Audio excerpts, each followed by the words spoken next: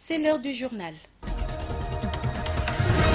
À moins de 24 heures de la célébration de la Tamkharit, le marché bien approvisionné en denrées est loin de tranquilliser les clients qui butent sur la flambée des prix. Le débat sur l'exploitation du zircon ou non en Casamance continue de préoccuper les populations. Le professeur Ibrahima Amadjeme, membre du groupe de réflexion pour la paix en Casamance, se dit en phase avec l'État quant à l'exploitation de cette minerai. L'actualité internationale et la revue de presse boucleront cette édition de développement. Bienvenue. Ashura ou Tamkharit ce sera célébré demain samedi. Déjà sur le marché local, les prix de certains légumes ont connu une hausse. Une situation jugée très inquiétante par les clients, surtout en cette veille de la rentrée des classes, nous dit Rokhaya Bey. À quelques heures de la fête d'Ashura, communément appelée Tamkharit, le prix des légumes a connu une hausse sur le marché local, une situation que les commerçants expliquent par la cherté du prix du transport. C'est à Dakar. Des fois, tu veux trouver le kilo, c'est à 1400, 1300. Avant d'arriver ici, on va faire ça à 2000 francs ou 2500. Le sou, ça coûte un sac 60 000 ou 35 000. C'est pour ça qu'on a fait ça à 1500, 1400. Et ça coûte à 5500. Des fois 6 000, des fois 8 000. On met le kilo à 1000 francs ou 800 ou 900. Du côté des clients, l'on déplore la flambée des prix à chaque veille de fête.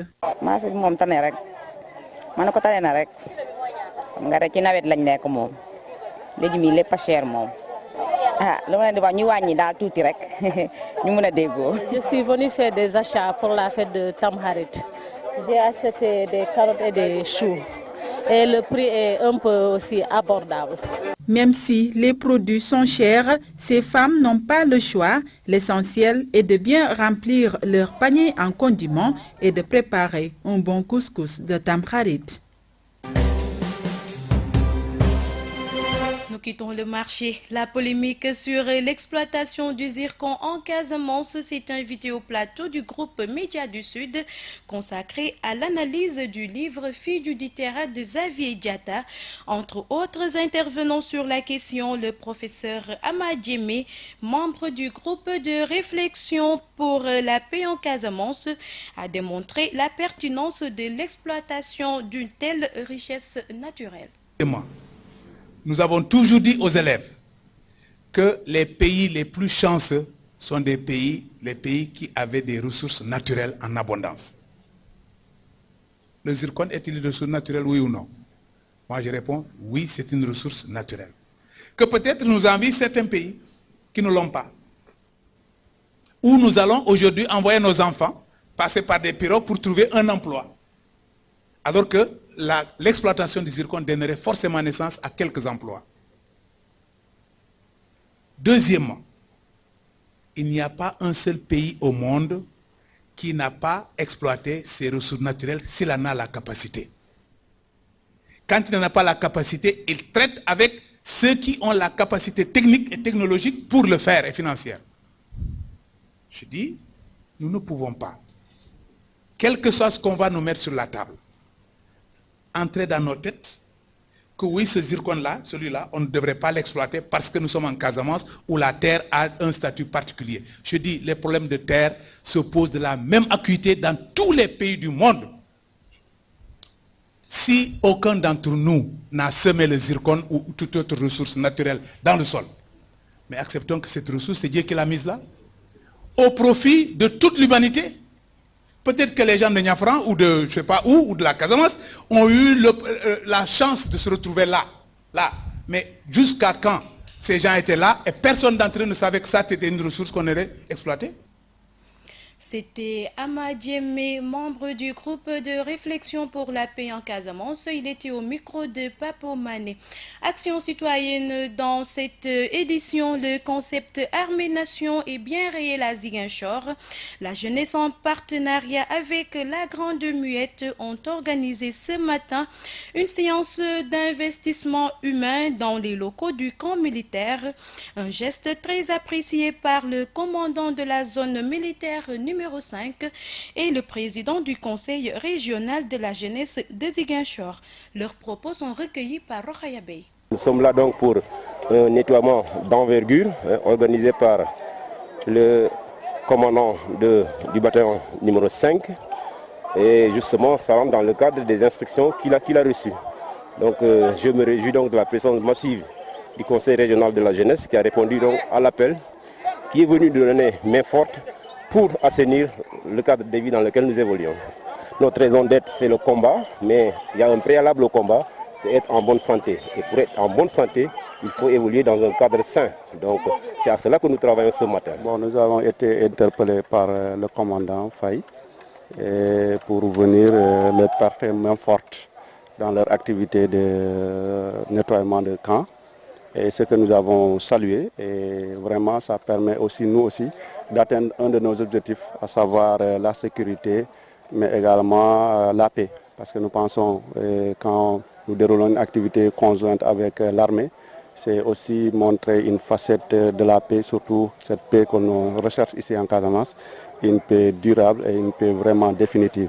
Je pense que ça doit passer par cette activité aujourd'hui, parce que quand tu dis l'armée et tu dis les civils, la plupart nous avons peur de les approcher. Mais aujourd'hui nous sommes là ensemble depuis plus de 2 heures de temps, 3 heures de temps. Je pense qu'à partir d'ici, on aura une autre appréhension de l'armée. Et le concept armée-nation également. Et voici aujourd'hui, comme le commandant vient de dire, c'est une réalité, ce n'est pas un concept. Maintenant, l'autre concept que nous sommes en train de développer, c'est la paix et la cohésion sociale. Et voici, je pense qu'une cohésion sociale, être ensemble avec l'armée pendant 3 heures de temps, c'est vraiment très intéressant. Parlons éducation. La baisse constatée du niveau des élèves de terminale en mathématiques et en philosophie s'explique par un certain nombre de contraintes. L'avis est du professeur de philosophie Eladj Sondé Diouf que je vous propose d'écouter. Il est au micro de Cheikh Tidiane Cissé. Vous savez très bien que philosophie et mathématiques, mais sont les disciplines les moins pourvues en professeurs. Il n'y a pas du tout de professeur de philosophie.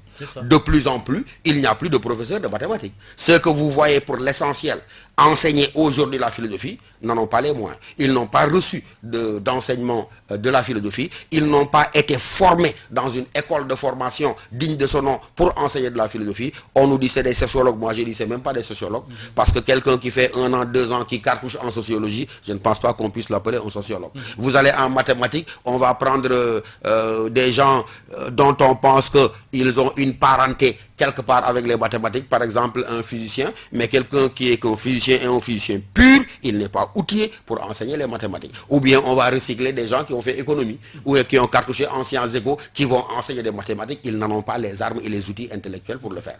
Donc cette contrainte-là, elle est objective. Ça veut dire quoi? Que ce que dit le chef de l'État, pédagogiquement et innovant, révolutionnaire, mais cela doit être encadré par une formation du personnel enseignant, mais également par un recrutement plus massif de manière à pouvoir pourvoir de la seconde à la première des professeurs en philosophie. Donc c'est ça la deuxième contrainte. Maintenant, s'il y a une troisième contrainte, elle peut également être liée à l'enfant lui-même. Hein? Et ça, on pourra le rapporter toujours aux ressources pédagogiques de l'enseignant. Parce que l'enfant, si vous commencez l'enseignement en seconde, vous avez presque déterminé sa réussite ou son échec, son amour ou son désamour par rapport à la discipline. Ça veut dire quoi? Si vous vous débrouillez pour qu'en seconde, il s'en sorte avec l'idée que c'est de la merde, excusez-moi le terme, que c'est du n'importe quoi, monsieur parle, on n'y comprend absolument rien, cet enfant-là, vous l'avez empêché définitivement de pouvoir briller, exceller en philosophie, parce que le premier contact qu'il a eu a été un contact de frustration et de déception, au point que ça n'est fini, même quand il arrive en terminale, sauf peut-être s'il change de professeur, ben, il aura son idée préconçue négative de rejet par rapport à la philosophie. Nous y restons. La proposition du chef de l'État d'apporter une réforme dans l'enseignement de la philosophie est bien appréciée par Songde Diouf. Ce professeur de philo n'y est pas allé par le dos de la cuillère pour démontrer la pertinence de l'idée. La philosophie est une réflexion sur la culture. Et en tant qu'elle est une réflexion sur la culture, elle suppose déjà un certain degré de culture, elle suppose déjà une certaine maturité intellectuelle pour pouvoir être opératoire. Et donc c'est pourquoi les gens avaient pensé naïvement, mais que la mettre en classe de terminale était plus prudent parce qu'elle ne déstabiliserait pas intellectuellement celui qui était encore en seconde ou en première, qu'on considérait relativement immature ou en tout cas n'ayant pas les armes critiques pour pouvoir s'approprier la philosophie. Mais à partir du moment où aujourd'hui, l'âge de la scolarisation a fortement baissé, vous le savez très bien. Déjà, dès les 2 ans et demi, 3 ans, l'enfant il est déjà familier à l'espace scolaire, tant et si bien qu'il y a une précocité intellectuelle qui est celle de cette génération présente et que les générations antérieures n'avaient pas. C'est pour montrer, justifier, être d'accord avec vous sur la pertinence maintenant d'enseigner la philosophie. Maintenant, l'avantage, c'est clair, que la philosophie, on la craint, on la redoute, les apprenants. Mais pourquoi? Parce que le temps d'apprentissage, enseignement est relativement court. Surtout si on prend en charge une donne objective qui est celle de la grève récurrente des enseignants. Et le programme de la philosophie, il est démentiel. Ça veut dire quoi? C'est un programme fleuve. C'est un programme organisé autour de 4 domaines. Et ne serait-ce que pour le premier domaine, vous avez besoin de 2 mois, 3 mois, 4 mois. Et vous faites le calcul, vous voyez ce qui reste. Donc ça veut dire très clairement qu'on gagnerait, on faciliterait l'appropriation de la philosophie en faisant en sorte qu'elle puisse être enseignée aussi bien en classe de seconde qu'en classe de première. Donc l'avantage, ça éveille déjà la conscience, ça prépare l'élève à l'examen parce que c'est un choc psychologique qui se fait au niveau de l'élève. À peine est-il initié en une discipline, au bout de, objectivement, si on calcule le temps réel d'apprentissage, au bout de 3 mois, 4 mois, on lui demande d'aller faire un examen. Et le coefficient, en tout cas pour les séries littéraires, qui est affecté à la philosophie est de 6, mais ça veut dire que pour une large part, c'est ça qui détermine votre échec ou bien votre réussite au bac. L'actualité internationale nous mène en Angola. Le président João Lourenço a nommé son gouvernement hier soir, un gouvernement composé de 30 ministres. Après la victoire du oui au référendum sur l'indépendance du Kurdistan, Ankara et Moscou se sont rapprochés et souhaitent préserver l'intégrité territoriale de l'Irak. En Angola, le nouveau président angolais João Lourenço a nommé jeudi soir son premier gouvernement composé de 30 ministres, dont 9 conservent les portefeuilles qu'il détenait déjà sous la présidence de son prédécesseur José Eduardo dos Santos. Un rapprochement entre Ankara et Moscou s'est opéré après la victoire du oui au référendum sur l'indépendance du Kurdistan ce lundi. Recep Tayyip Erdogan, qui considère ce scrutin comme illégitime, a reçu ce jeudi Vladimir Poutine. À l'issue de leur rencontre, le président turc et son homologue russe ont dit vouloir renforcer la coopération entre les deux pays et préserver l'intégrité territoriale de l'Irak. La diffusion de ces messages remet en cause l'hypothèse de sa mort. Un enregistrement attribué à Abou Bakr al-Baghdadi a été diffusé ce jeudi pour la première fois depuis 1 an. Le chef du groupe État islamique, donné pour mort à plusieurs reprises, appelle les djihadistes acculés en Syrie et en Irak à résister face à leurs ennemis. Les États-Unis, qui auraient effectué des vérifications, ne remettent pas en cause l'authenticité de ces messages audio non datés relayés par une agence de propagande de l'organisation terroriste. Voilà qui met fin à cette édition. Merci de l'avoir suivi. Merci à toute l'équipe technique et rédactionnelle de GMS FM, GMS.sn également. Amis auditeurs, nous vous retrouvons demain, même heure, même fréquence.